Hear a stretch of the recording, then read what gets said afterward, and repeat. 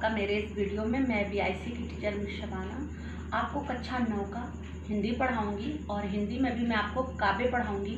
काव्य में भी मैं आपको कबीरदास का शाखी पढ़ाऊंगी, जिसे आप लोग ध्यानपूर्वक सुने और ग्रहण करें। ठीक है, कॉपी और पेन लेकर बैठे हैं और मैं जो जो बताऊंगी आप लिखिए, नोट कीजिए। ओके प्यारे बच्चों, मोस्ट इम्पॉर्टेंट दोहा है और जो महत्वपूर्ण है, हमेशा पेपर में पूछा जाता है। शाखी शब्द जो है, इसका शाब्दिक अर्थ है साक्षी, अर्थात कबीर ने अपने अनुभव को, अपनी वंदना को, अपनी प्रेरणा को साखी के माध्यम से कहा है।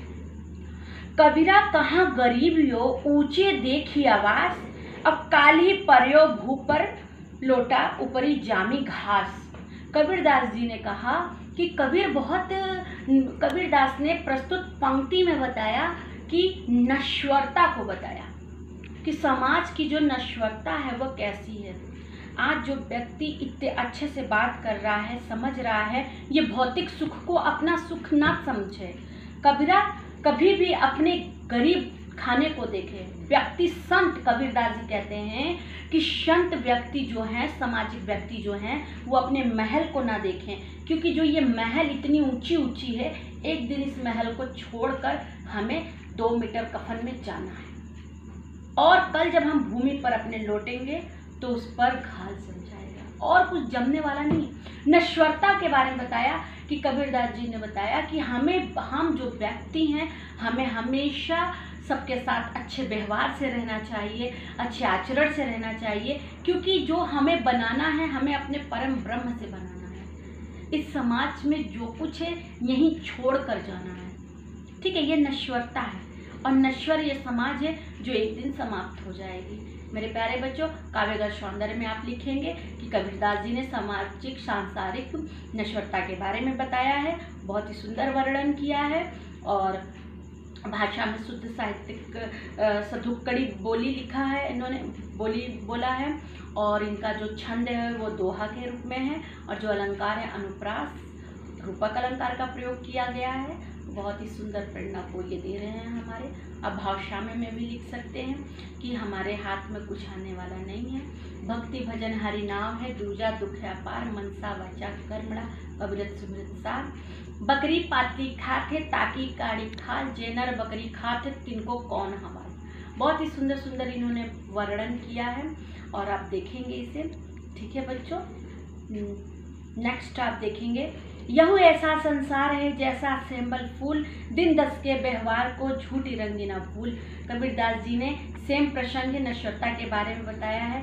जो ये हमारा मानव का समाज है, जो सांसारिकता है, इस संसार में सभी लोग जो झूठे सुख को सुख कह रहे हैं, वो अत्यधिक दुखित बात है। मोह माया झूठ प्रपंच है। आप जानते हैं, दर्शन में अगर आप जाएंगे, दर्शन में, तो आपको पता चलेगा कि सच्चाई अगर कुछ है तो वो परम ब्रह्म है, जगत मिथ्या है, शब्दम दुखम। बुद्ध ने भी बोला कि संसार क्या है, सब दुख का कारण है। आप इनसे प्रेम करते हो, उनसे प्रेम करते हो, इनको अपना समझते हो, उनको अपना समझते हो, लेकिन मृत्यु के उपरांत सिर्फ आपके साथ आपके कर्म जाएंगे। क्यों बच्चों, सही बात है ना? सिर्फ पाप के साथ आपका कर्म जाएगा। इसलिए इस संसार में जो भी आप कार्य कर रहे हो उसको अच्छे से आप कार्य करो। समझो, यह तन काचा कुंभ है।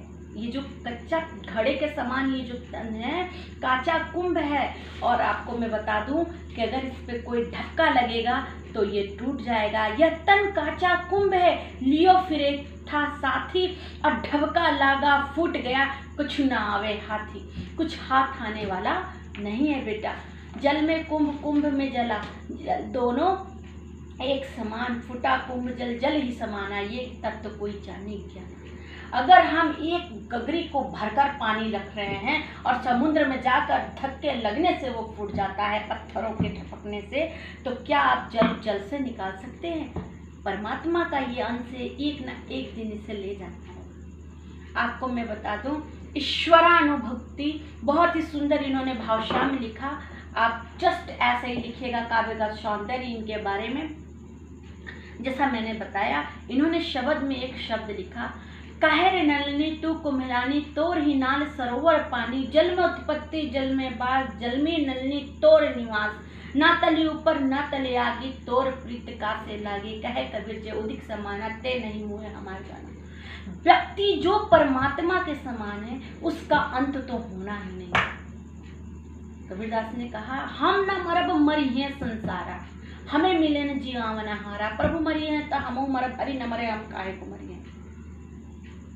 कह रहे हैं कबीरदास जी कि जिसे सच्चाई मार्ग पे जो चल गया, बेटा आप लोग ने देखा होगा, जो भी व्यक्ति अपने मार्ग, सत्य मार्ग में जाते हो वो कभी मरते नहीं, जीवन पर्यंत पूजा होती है उनकी। आप जैसे ही बच्चे, जो बच्चे मेरी वीडियो सुन रहे हैं, वीडियो देख रहे हैं, ध्यान दे रहे हैं, आप में से ही कोई बच्चा IAS है, कोई बच्चा PCS है, कोई बच्चा सज्जन है, कोई बच्चा जो दुर्जन मार्ग पे जा रहा है, वो भी ये वीडियो सुनकर, देखकर, समझकर सज्जनता मार्ग पर आ जाए, ताकि जीवन में वो कभी मरे ना, उसकी पूजा हो। ओके बच्चों, मैं अपने वाणी को विराम देती हूँ। धन्यवाद।